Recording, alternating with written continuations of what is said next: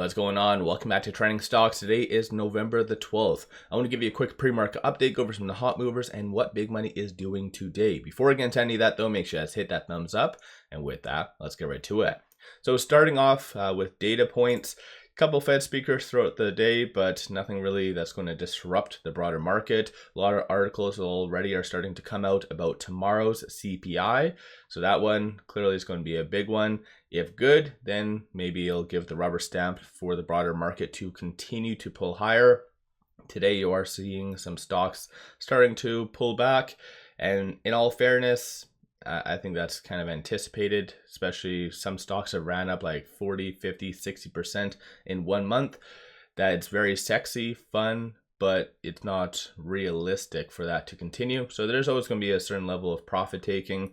And right now though, it is still under the greed category. So the fear and greed index, meaning people's appetite for risk, is still on the table. So if, for instance, everything goes according to plan tomorrow, then you could see this push to the extreme greed and then a nice continuation of FOMO 2.0, 5.0, or whatever we're at right now.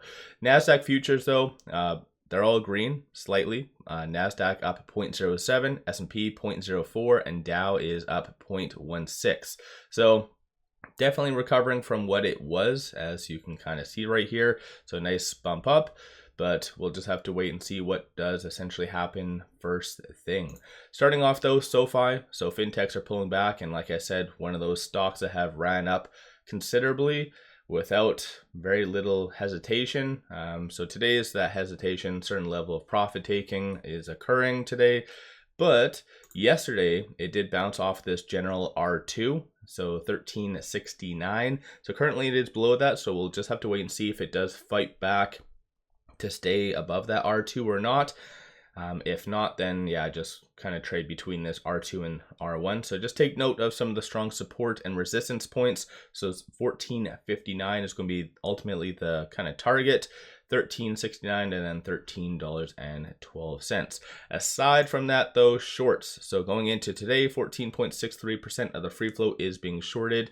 And as I brought up in my video yesterday, that has changed quite a lot. And so a lot of people were familiar with like 16, 17% short interest, but NASDAQ did disclose as of October the 30th, there was 15.26% of the free float being shorted. So what Ortex and a lot of other platforms do, they take this information, calculate it up to today. So the new short interest is 14.63. So let me know your thoughts on that. Nio is breaking down. So there hasn't been any news from Nio, and they do have their earnings coming up, I believe, on November the 20th. But at the same time, I think shorts are starting to take Nio down on a technical level. So right now it is below their 200-day moving average and currently flirting with their 100. So yeah, I think technically this is going to continue down a little bit. Maybe their earnings will be their saving grace. So pre-market on the 20th, negative 31 cents is that estimate for earnings per share, 2.65 billion for revenue. And I think it's just all Chinese stocks have been lagging, so it's kind of unfortunate. But at the same time, like I mentioned, shorts are very active with Nio. So 14.08% of the free float is being shorted. Works out to be 188.03 million shares. Right now with it at $4.89 pre-market, it is right below this S1, so 491. Hopefully you'll watch for it to get above that and fight between these kind of points right here. But if it does stay on the status quo, then 491 is going to be the next strong target. 479 and then 459 are going to be the following support levels. So like I said, I think Nio is just breaking down on a technical level.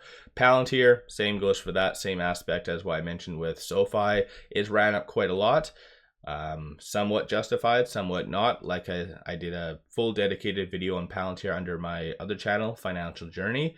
And arguments could be made for both aspects. Some saying that it's overvalued, some people saying it's appropriately valued. So we'll just have to wait and see. But yeah, like I said, it is pulling back.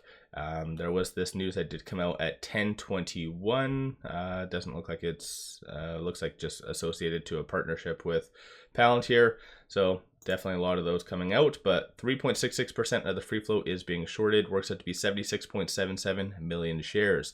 Surprisingly, shorts did increase yesterday, with it hitting a new 52-week and all-time high yesterday. Shorts increased for whatever reason, so they've been feeling the pain over the last little bit, but maybe they feel bold yesterday to really increase, so maybe similar nature might happen today. So just anticipate some volatility with it right now at 58.71. It is trading between this R1 and the pivot, so 59.31 is going to be the next strong target / resistance, so watch for it to hopefully fight above that.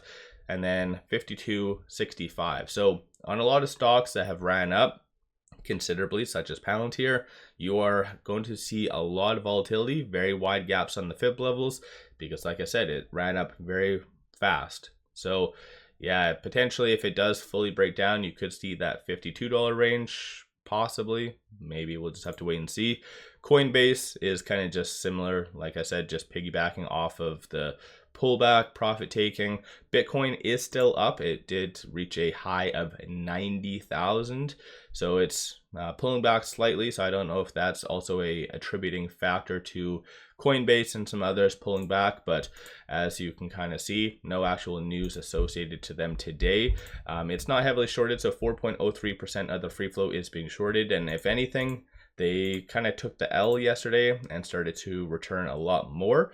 So yeah, maybe they might feel bold and increase their position, or a lot could happen. But it's interesting to see that this is probably the first time in almost 2 years that cryptocurrency is running up and gold is going down. I've always been hesitant about a lot of the data. Let's say GDP and whatever else comes out better than anticipated.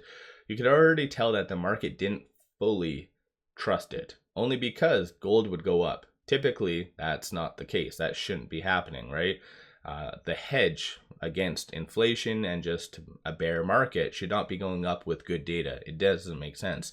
So ever since Trump came in, gold has pulled back quite a lot. And so I think that's maybe a good sign that today is just profit taking only, and that it might go up possibly from here. Once again, we'll just have to wait and see. But right now with that $310, trading between this R3 and this R2, so doing a little bit better than the other growth stocks out there. So 300, it's going to be a strong support. 337 is going to be the next strong kind of target / resistance. So in my opinion, I think this one, it's somewhat justified to be where it is, but the market is going to get somewhat fearful about inflation, and it probably will touch this R2. Might not necessarily be today, but it could be as a byproduct of tomorrow. And similar to what I mentioned with coin, Mara is going down, and so ticker MARA down 4.64%. No actual news associated to them today. So like I said, it's just profit taking. Profit taking is going to be the key word for today, and then CPI. Those are kind of the two things to watch for. The only exception is this one is heavily shorted, so 24.77% of the free float is being shorted. So shorts probably be fairly active in increasing their position today, because they've been taking the loss on over the last couple of days since November the 6th. They returned from 26.19% to where it is now. So let me know your thoughts. Do you own any of these stocks? Are you selling stocks? What are you doing today? And one final thing, or two final things I should share with you. Take advantage of this promo because it does give you 8 free stocks. Free stocks is amazing, so you might as well take advantage of this. Link in the description below and also the comments. And then aside from that though, I did launch memberships. So if you want access to my private Discord where I give buy signals on stocks and options, then take a look at that. Link in the description below and also the comments. With all that, appreciate all of you watching.